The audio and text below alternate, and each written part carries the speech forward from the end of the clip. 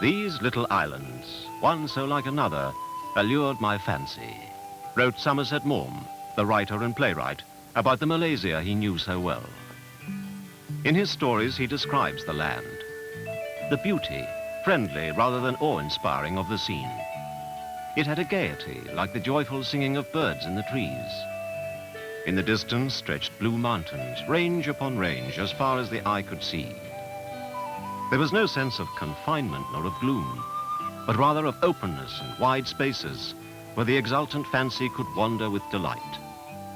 The green glittered in the sunshine, and the sky was blithe and cheerful. The gracious land seemed to offer a smiling welcome.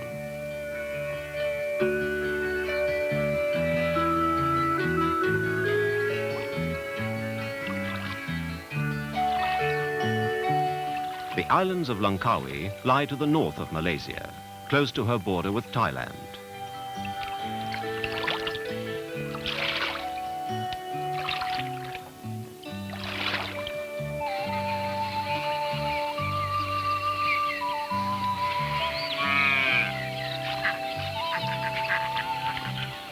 Here and there among fruit trees were Malay houses on piles, wrote Somerset Maugham.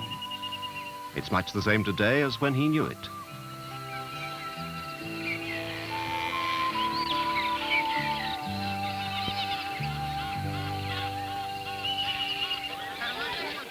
The marketplace crowded with local people. In this community of little islands, fishing is of course one of the main activities. They catch and sell a great variety, for Malaysians love fish of all sorts. It figures in many of the spicy dishes they eat.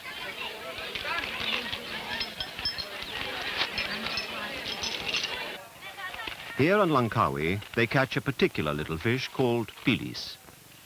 Thousands of these little creatures are dried in the sun and then shipped all over Malaysia and beyond, for they are considered a great delicacy.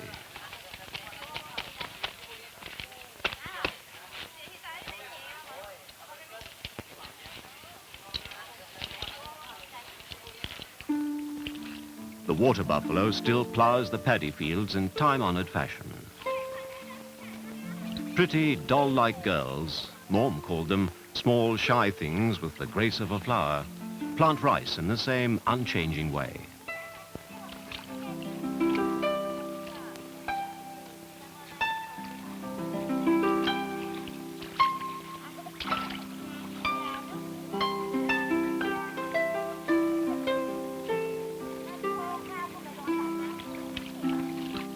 This scene is not typical of all Malaysia. In many regions, they practice very up-to-date farming methods. Nowadays, there is one new feature, a modern hotel on Langkawi. The tourists come to enjoy the scenery and the relaxed charm of this magnificent group of 99 islands.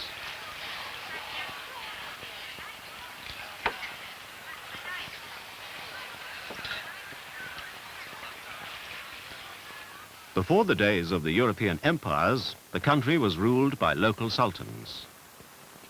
The Balai Besar, used for royal ceremonies in Alor Setar. Penang Island, on Malaysia's west coast, is one of the oldest of the European settlements. The funicular railway takes visitors to the summit of Penang Hill to enjoy the spectacular view. Here there are still to be found comfortable old colonial hotels facing the Malacca Straits, modernized for present-day needs.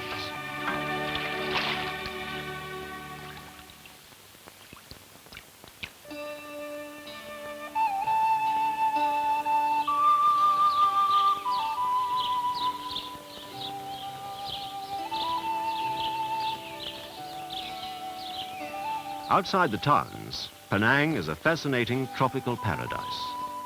Here grow some of Malaysia's most beautiful plants and trees. The botanical gardens are the home of these little monkeys. In the early morning or towards evening, whole family parties descend to the ground to see what food they can find.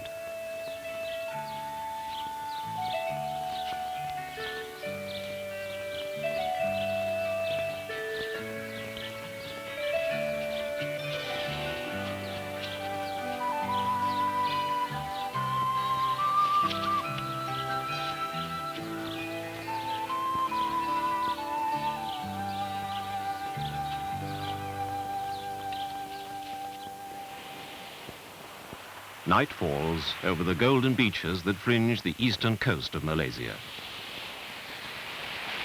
Between May and September, the giant leatherback turtle heaves her great bulk out of the water to lay her eggs in a hole she digs in the sand. Nowadays, government officials collect the eggs of this rare species and hatch them in safety, away from predators. Then, her task over for another year, she goes back into the South China Sea and heads for the depths.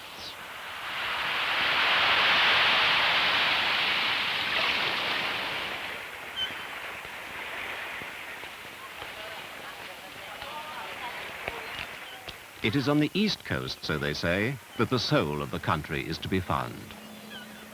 Divided from the west coast of Malaysia by a chain of rugged mountains, separated by swamps and rivers, it has retained its identity and character in a modern world.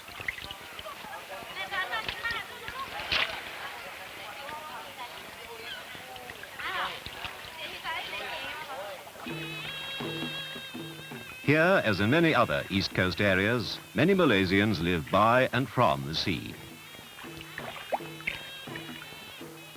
At the mouth of the Kuantan River, a fishing village built on stilts over the water. It is typical of many. In them, life has pursued its same even harmony for 1,000 years, perhaps longer.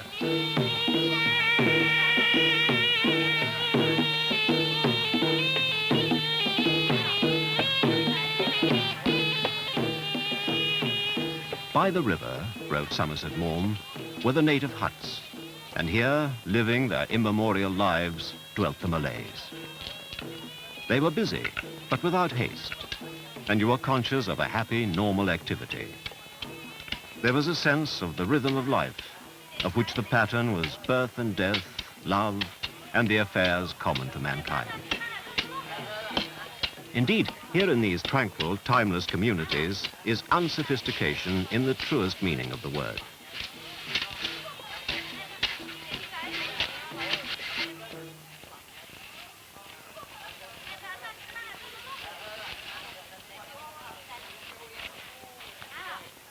Almost every East Coast village has its own baboon.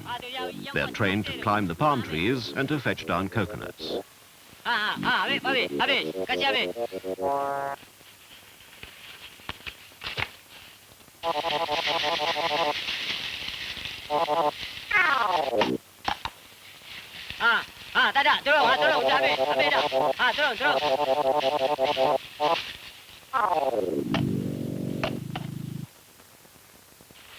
In this region, nearly every family has its own kite, which is almost a symbol of the country. The often exquisite designs are cut from thin, translucent colored paper.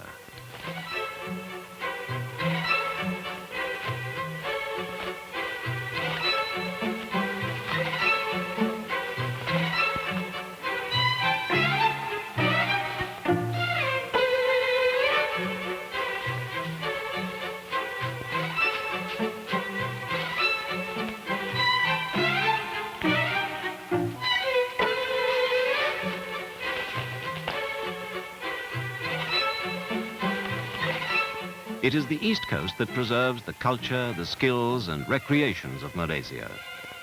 Many of the traditional arts and crafts it fosters are still flourishing happily. Top spinning is another Malaysian pastime. It may be a child's game in Europe, but here it is a highly skilled sport, taking years to master.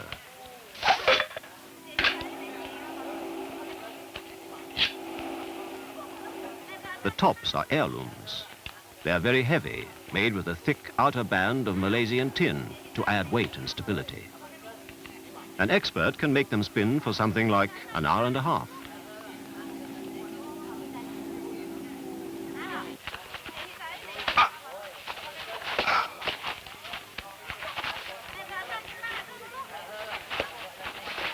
Silat is the Malaysian art of self-defense. It can be practiced as a ritual dance, but used more seriously, it is a deadly skill, a reminder of those days when every Malay was an accomplished warrior.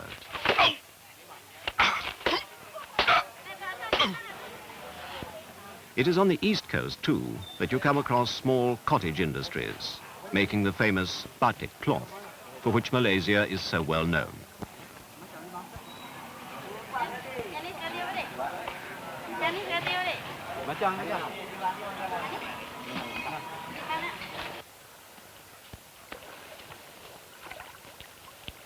Malaysia does not lack for beautiful beaches, for this country has some 3,000 miles of coastline, much of it quite unspoiled. Both east and west coasts boast attractive, accessible beaches with pleasant bays and gentle surf. The water is clear and warm, the sand undisturbed. There is no difficulty in finding a palm-fringed golden beach and having it all to yourself. At some resorts, there are chalets for hire. Others have a range of hotels with excellent restaurants and all the usual facilities.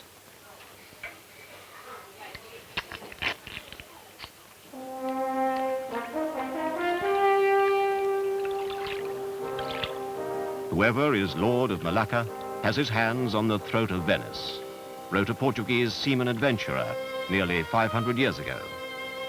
True enough, for this historic port stood squarely across the Venetian trade route to the fabulous riches of the Orient.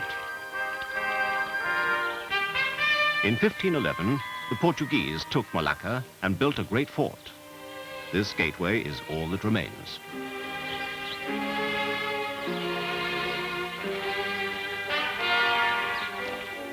Within the fortress walls, in their church of St. Paul's, they buried their dead. By the 17th century, the Dutch had taken over. They rebuilt Malacca in their own style of architecture. Today, in the shadow of the old Dutch town hall, the scribes draft letters for those who can't read or write.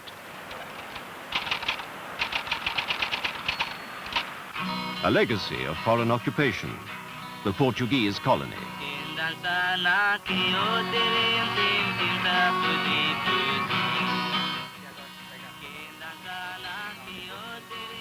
They speak archaic Portuguese of nearly 400 years ago. And here, in tropical Malaysia, they manage somehow to live a genuine Iberian lifestyle. Malaysia consists of two elements, the peninsula itself and the states of Sarawak and Sabah in North Borneo. They are closely linked by a network of services run by the Malaysian airline system.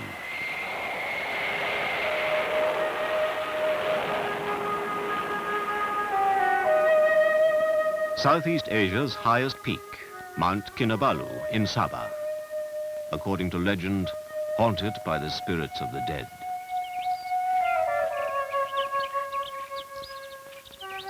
The mountain slopes are now a national park, crisscrossed by tracks much used by walkers and climbers.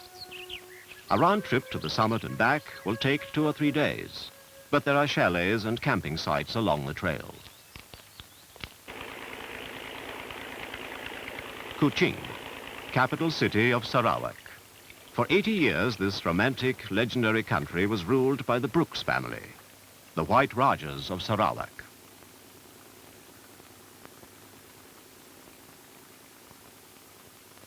They built their royal residence, the Astana and Fort Margherita, on the opposite bank of the Sarawak River to overlook and protect their city.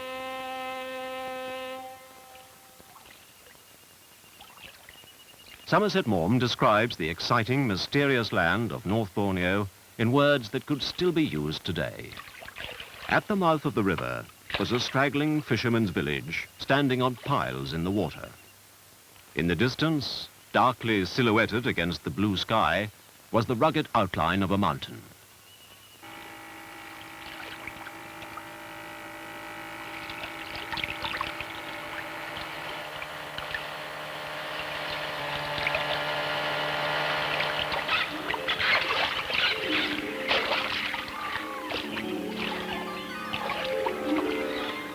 It grew shallow, and the trees on either side were so close to one another that you only saw a slim strip of sky between. The river grew so strong that the boatman could paddle no longer.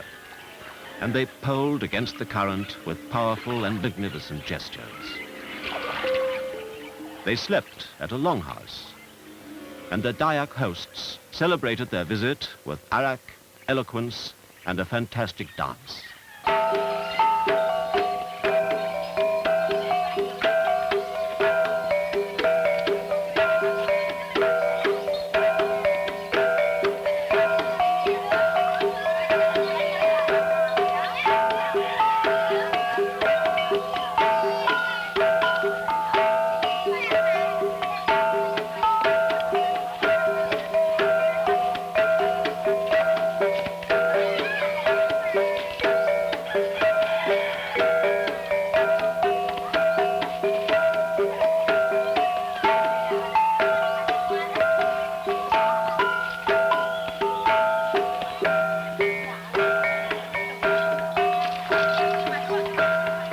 The tunics, heirlooms of this longhouse community, are made of antique silver dollars, their value incalculable.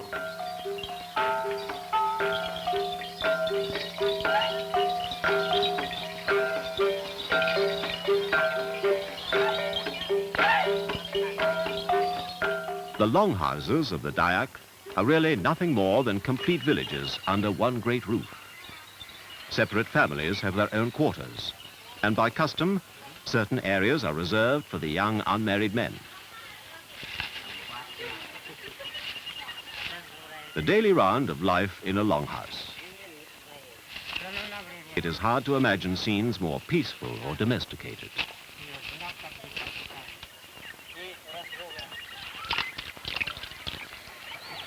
Harder still to remember that within living memory, these same people were notorious, much feared headhunters.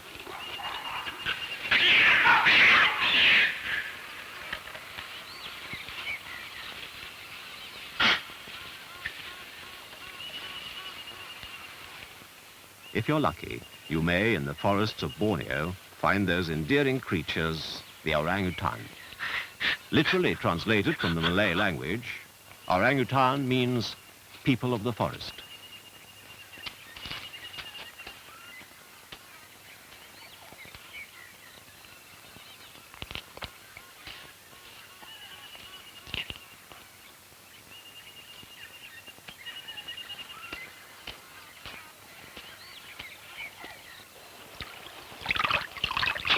In the distant past, longhouse communities would set off downstream to prey on shipping passing through the South China Sea. Evening, inside the longhouse.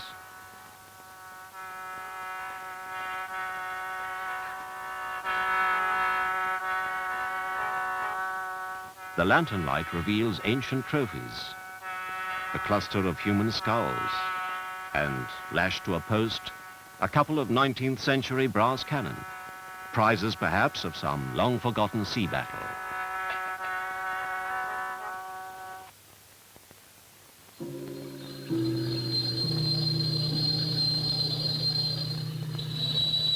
Malaysia is a Muslim country, but it does offer a home to an assortment of other creeds and religions.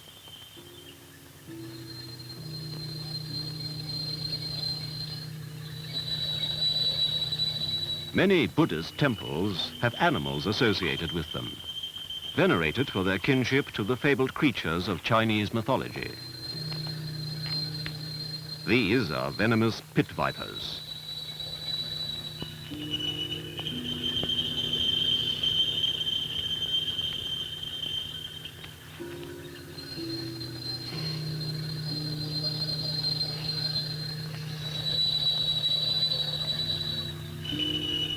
It is said that the burning incense keeps them half-doped and harmless.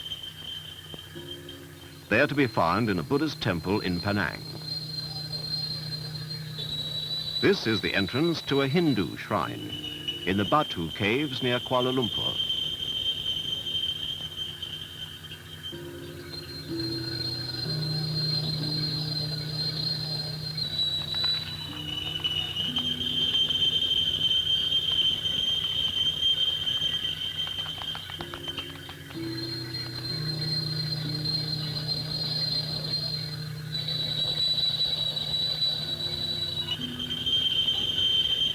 Every one of the rich variety of races in Malaysia has its own place of worship. In this temple is the reclining Buddha, third largest in the world.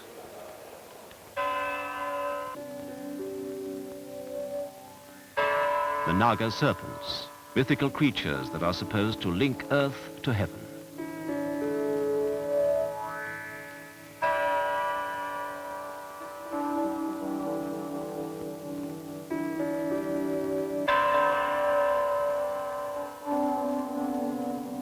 Yet another temple, this one belonging to a Chinese clan house. It is the headquarters and place of worship of one particular clan, the Khus. The outer walls are carved and painted to illustrate the legendary exploits and stories of its most famous ancestors.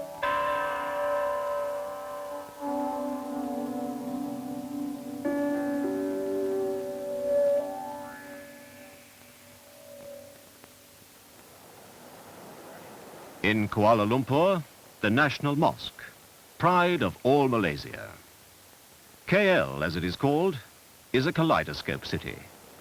Local shops in the shadow of modern blocks. Relics of the British Empire alongside traditional Moorish architecture.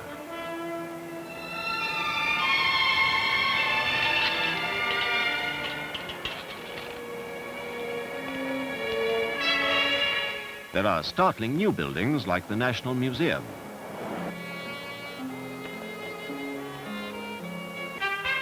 Parliament House, set in the Lake Gardens.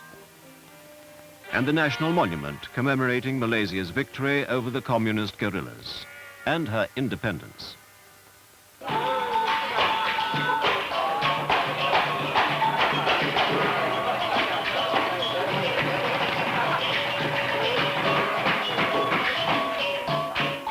In the cool of the night, the cities come alive once more. You can enjoy a cabaret of traditional Malay dances while dining in style at one of the international hotels.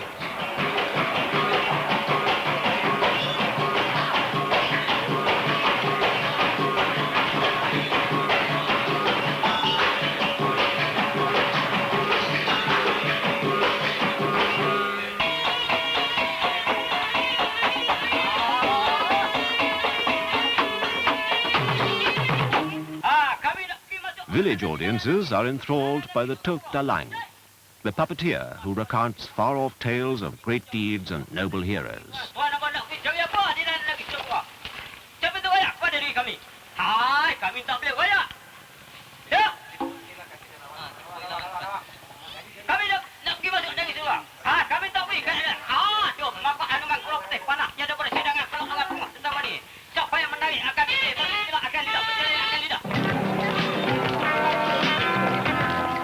Each city street is a lively and animated sideshow in itself.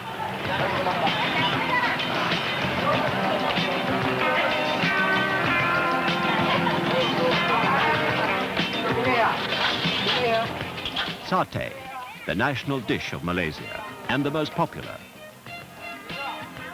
When Malaysians talk of eating out, they mean just that. Seafood is plentiful and good. This, then, is Malaysia.